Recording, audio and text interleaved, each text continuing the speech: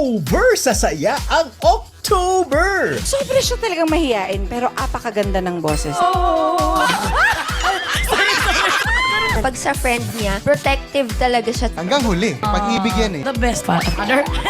Ma-overjoy sa kulitan! Pag nakikita niya si ate, umiiyak siya eh. Yung tatay ko po, gusto niyo pag-gets ko po yung kakantahin niyo. Aaralin ko po, itataas niyo ulit. Sure na overloaded din ang chikahan!